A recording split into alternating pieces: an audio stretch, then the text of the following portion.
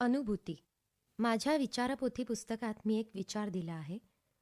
कोणीतरी मला विचारले, या समोरच्या दिव्याच्या बाबतीत तो आहे म्हणून तुम्ही जेवढे निश्चितपणे सांगू शकता तेवढे ईश्वराच्या अस्तित्वाविषयी सांगू शकाल का?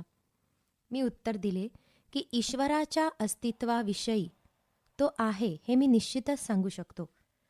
पण हा समोर जो दिवा आहे त्याचे अस्तित्व आहे की नाही याची खात्री मी देऊ शकत नाही. त्या दिव्याच्या अस्तित्वाची कुठलीही गॅरंटी मी देऊ शकत नाही. विचारपोथीतले माझे हे वचन 1928चे आहे. या गोष्टीला 30 वर्षे होऊन गेली. ईश्वराला प्रत्यक्ष पाहण्याचा आभास मला कित्येकदा झाला आहे. मला माझ्या कुटुंबाच्या संस्कारातून मिळालेल्या श्रद्धेमुळे हे घडले असेल. ग्रंथांवरही काही श्रद्धा आहे, त्यामुळेही झाले असेल. परंतु माझी श्रद्धा तेवढ्यावरच अवलंबून नाही. ती प्रत्यक्ष डोळ्यांनी पाहते की ईश्वर समोर आहे. बाकी जे निरनिराळे प्राणी, जीव, मनुष्य समोर आहेत ते सर्व त्या ईश्वराचे निरनिराळे संकल्प आहेत. एक प्रश्न नेहमी विचारला जातो, साक्षात्कार म्हणजे काय? एकतर बुद्धीला पटले पाहिजे, तर साक्षात्काराला आधार मिळेल. जोपर्यंत बुद्धीला ग्रहण होत नाही तोपर्यंत साक्षात्काराचा प्रश्न उत्पन्न होत नाही. प्रथम बुद्धीला ग्रहण झाले पाहिजे. ग्रहण झाल्यानंतर त्याचा अनुभव येणे ही नंतरची गोष्ट. बुद्धीला पटणे हे आहे ज्ञान, आणि त्यानंतर त्याचा अनुभव येणे हे आहे विज्ञान किंवा साक्षात्कार. करुणेचा साक्षात्कार. आता उदाहरण म्हणून आपण करुणेचा साक्षात्कार घेऊ. विश्वात करुणा भरली आहे, ही गोष्ट बुद्धीला पटली पाहिजे. विश्वात करुणेची योजना आहे. माझ्या आईला माझ्याबद्दल करुणा नसती तर माझे संवर्धन झाले नसते, आणि मला तर माझ्या संवर्धनाची गरज आहे. करुणेची आवश्यकता बुद्धीच्या अनुभवाला आली पाहिजे, आणि सृष्टीत करुणा आहे ही गोष्ट ध्यानात आली पाहिजे. मग करुणेचा अनुभव येईल. आईला मुलासाठी जी करुणा असते तिचा अनुभव येईल, तो होईल करुणेचा साक्षात्कार. माझ्याबद्दल सांगायचे तर माझ्यात जी करुणा आहे ती व्यक्तिगत नाही, म्हणजे व्यक्तीसाठी नाही, समाजासाठी आहे. म्हणजे कोणी मनुष्य आजारी पडला किंवा कोणी मेला तरी त्याचा काहीही परिणाम माझ्यावर होत नाही, इतका मी कठोर आहे. पण सगळ्या समाजाविषयी जी करुणा माझ्यात आहे ती जर नसती तर मग जीवनच समाप्त झाले असते. तुम्हाला जर समान रूपाने करुणा हवी असेल तर कुठलेही व्यक्तिगत आकर्षण असता कामा नये, असा माझा एक तत्वविचार आहे. नाहीतर काय होईल? ईर्ष्या, मत्सर हे फक्त राजांजवळ राहणाऱ्यांमध्येच असतात असे नाही, महापुरुषांजवळ राहणाऱ्यांमध्येही असतात. म्हणून माझे म्हणणे असे आहे की जर भूतदयेचा विस्तार झाला तर त्यात प्रेमाची खळबळ राहणार नाही. उलट खोल पाणी जसे शांत असते तशी खोली त्यात असेल. आकाश व्यापक झाले की शून्य होते. हा साक्षात्कार करुणा गुणापर्यंतच मर्यादित आहे. एक लहानसा साक्षात्कार आहे हा. पण याशिवाय व्यापक साक्षात्कारही होतात. त्यात अनेक प्राचीन पुरुषांचाही संबंध येतो. प्राचीनांशी संपर्क. प्राचीन पुरुषांचा आवाज वातावरणात पसरलेला आहे, भरलेला आहे. तो ग्रहण करण्याची शक्ती ज्याच्याजवळ असेल त्याला त्याचा स्पर्श होईल. जसे रेडिओवर आपण दूरचा आवाज ऐकतो तसे. पण तो केव्हा ऐकतो? जेव्हा आपल्याजवळ रेडिओ सेट असतो तेव्हा. जर रेडिओ सेट नसेल तर काही तो आवाज ऐकू येत नाही, परंतु तेव्हाही तो वातावरणात भरलेला असतोच. विज्ञानाने ही गोष्ट सिद्ध केली आहे. तसेच प्राचीन पुरुषांच्या आवाजाचाही साक्षात्कार होऊ शकतो, जर तसा रेडिओ सेट आपल्याजवळ असेल तर. तो आवाज वातावरणात भरलेला आहे. बापूंशी माझ्या गोष्टी होत असतात असे मी म्हणत असतो. जेव्हा ते होते तेव्हा त्यांना भेटायला 5 मैल चालत जावे लागे. 2 तास लागत. चालायची मेहनत करावी लागे. आता डोळे बंद केले की एका सेकंदात भेट होते. मी प्रश्न विचारू शकतो, उत्तरेही मिळतात, काहीही त्रास होत नाही. ते होते तेव्हा शरीराचे बंधन होते. आता त्यांना मुक्ती मिळाली आहे, ते सगळीकडे आहेत. बंधन नाहीच. मी अजून बंधनात आहे, परंतु जोपर्यंत देहात आहे तोपर्यंत त्यांच्याकडून प्रेरणा मिळत राहील. माझ्या पदयात्रेतला अनुभवही मी नेहमी सांगत असतो. यात्रेत पुढे राम चालले आहेत, 5 पांडव चालले आहेत, बुद्ध, महावीर, शंकर, रामानुज, कबीर, नामदेव सगळे चालत आहेत. त्यांच्या मागे मी चालतो आहे असा अनुभव येतो. त्यांची सोबत असते. बाबा एकटा नाही, कधीही एकटेपणा वाटत नाही. ते बरोबर आहेत असेच नेहमी वाटत असते. ग्रामदानाच्या तुफान यात्रेतली एक गोष्ट. बिहारमधल्या बेतिया गावात आमचा मुक्काम होता. एकदा रात्री स्वप्न पडले.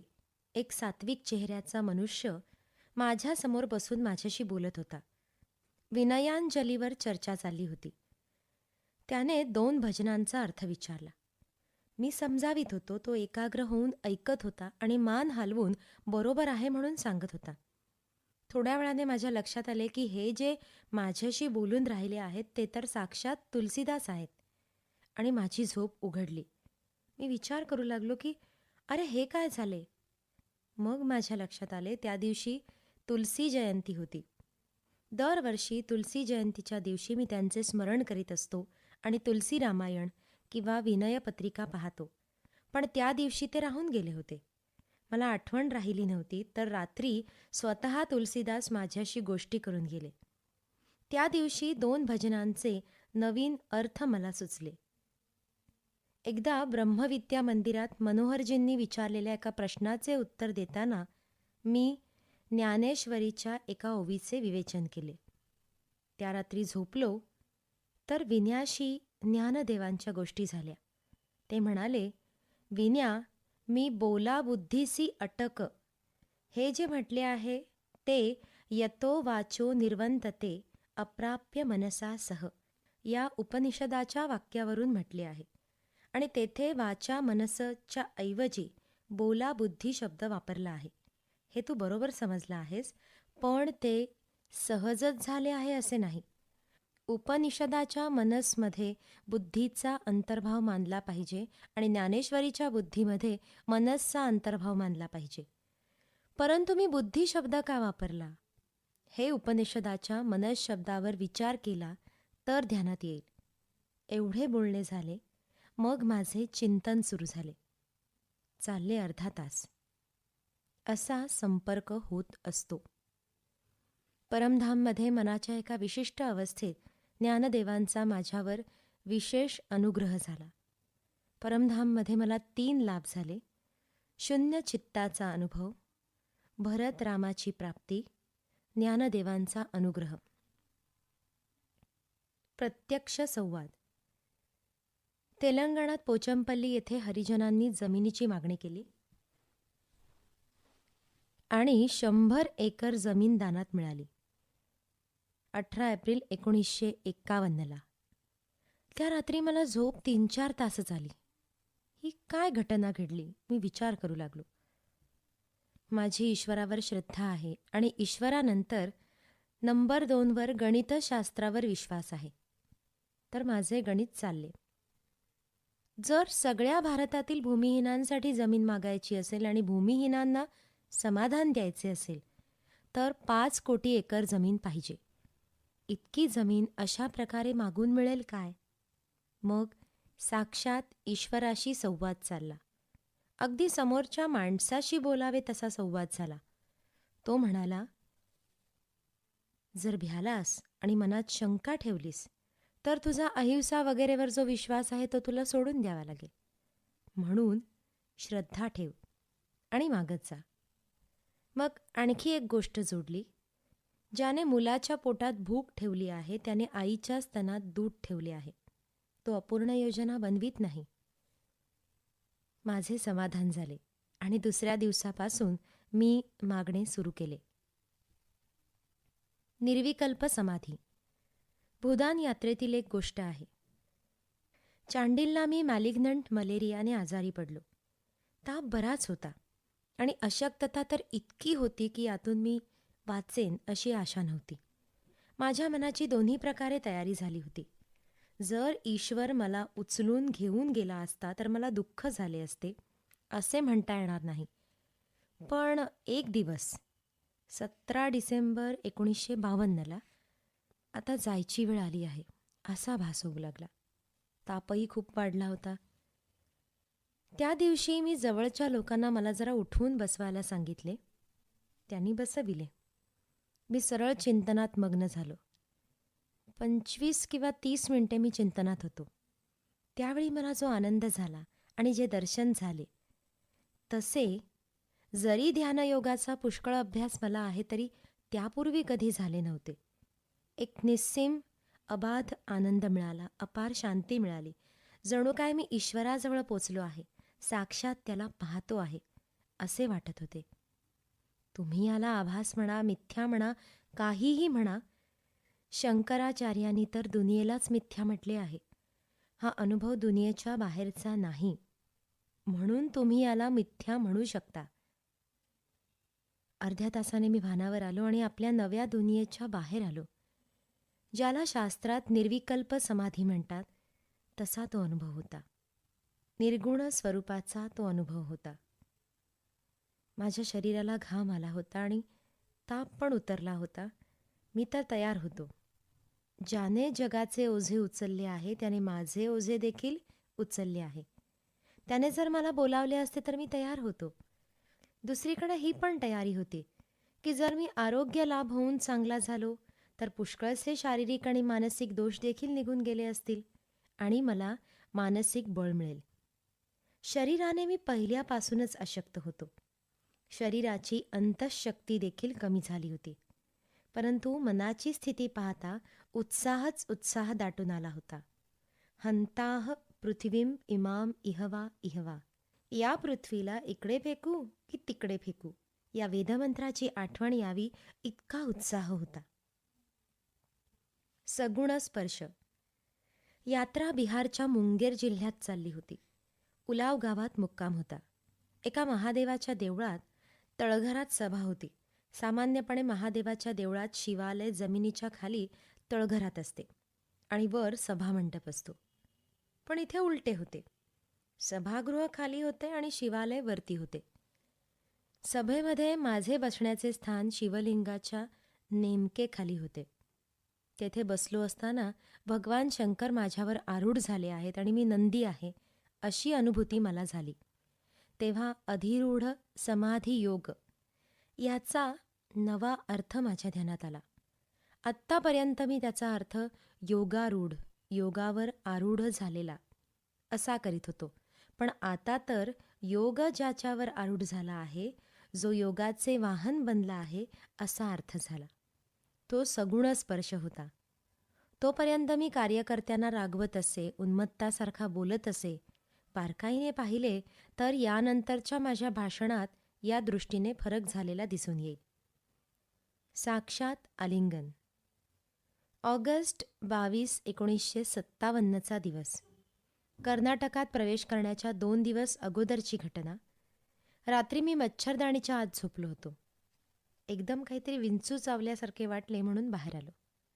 अंथरूण झटकले तर त्यातून एक गोम बाहेर आली. सतत वेदना होत होती. एका जागी बसवत नव्हते. इतका त्रास होत होता, इतका त्रास होत होता. मी येरझाऱ्या घालू लागलो. वेदना अगदी असह्य होत होत्या. इतका त्रास होत होता. मी येरझारा घालू लागलो. शेवटी अंथरुणावर पडलो. डोळ्यातून झरझर अश्रू येऊ लागले. वल्लभला वाटले वेदनेमुळे अश्रू येत आहेत. मी सांगितले की मला काही त्रास नाही, काही दुःख नाही, तुम्ही सगळे झोपा. मी मनातल्या मनात म्हणून राहिलो होतो. नान्या स्पृहा रघुपते हृदये स्मदीये, सत्यम वदामी च भवान अखिलांतरात्मा, भक्तिं प्रयच्छ रघुपुंगव निर्भरां मे, कामादिदोषरहितं कुरु मानसं च. तरी पण दुःख दूर व्हावे ही इच्छा तर होतीच. सत्यम वदामी म्हणत होतो, पण होते ते खोटम वदामीच. अहंकारच होता तो. मनातल्या मनात मी जोराने म्हटले, किती वेळ त्रास देणार आहेस? आणि माझे दुःख, वेदना पूर्णपणे संपल्या. मला आलिंगनाचा अनुभव आला. माझ्या डोळ्यातून अश्रू वाहू लागले. मी अंथरुणावर आडवा झालो आणि 2 मिनिटात मला झोप लागली. हा सगुण अनुभव होता. अद्वैत दर्शन. महाराष्ट्राच्या पदयात्रेत मी पंढरपूरला पोचलो. विठोबाच्या मंदिराच्या अधिकाऱ्यांनी मला दर्शनाला येण्याचे निमंत्रण दिले. माझ्याबरोबर सगळ्या जाती धर्माचे लोक होते. त्या सगळ्यांना बरोबर घेऊन मी विठोबाचे दर्शन घेतले 21 मे 1958ला. त्या दिवशी ते जे दृश्य मी पाहिले ते आयुष्यभर विसरणार नाही. इतका खोल ठसा माझ्या हृदयावर अंकित झाला आहे. मी विठोबाच्या चरणांजवळ उभा होतो. त्यावेळी मला जो अनुभव आला त्याचे वर्णन शब्दात करणे कठीण आहे. माझ्या डोळ्यातून जवळजवळ तासभर अश्रुधारा वाहत होत्या. मी त्या मूर्तीकडे पाहिले. मला तेथे दगड दिसला नाही. तेथे मी साक्षात भगवंताचे रूप प्रकट झालेले पाहिले. जेव्हा मी तेथे जाऊ लागलो तेव्हा कोण कोण माझ्याबरोबर होते. तेथे रामानुज होते, नम्मलवार, ज्ञानदेव, चैतन्य, कबीर, तुलसीदास होते. लहानपणापासून आजपर्यंत ज्यांच्या संगतीत राहिलो त्या सगळ्यांची आठवण येत होती आणि ज्यांच्या संगतीत लहानाचा मोठा झालो त्यांचे स्मरण होत होते. दर्शनाकरता जेव्हा त्या मूर्तीसमोर डोके टेकले तेव्हा मी माझ्या आईला तेथे पाहिले, वडिलांना तेथे पाहिले, आपल्या गुरुला पाहिले. कोणाला नाही पाहिले. जेवढे म्हणून मला प्रिय आहेत त्या सगळ्यांना मी तेथे तृप्त होऊन पाहिले. मी ईश्वराचे स्वरूप जे समजलो आहे ते असे, तो एक चैतन्य समुद्र आहे. त्यात लहरी येत असतात आणि जात असतात. उंच उंच लहरी येतात आणि पुन्हा समुद्राच्या आत विलीन होऊन जातात. पुन्हा नवीन लहरी येतात आणि त्या पण समुद्रात मिसळून जातात. एक जीवात्मा म्हणजे ईश्वराची एक लहर. एक जन्म, 2 जन्म, 3 जन्म उंच उंच येत राहिली आणि शेवटी त्याच्या आत लीन झाली तर जीवात्मा मुक्त झाला. कोणी उच्च नाही, कोणी नीच नाही. केवळ तऱ्हेतऱ्हेचे संकल्प निर्माण होत असतात.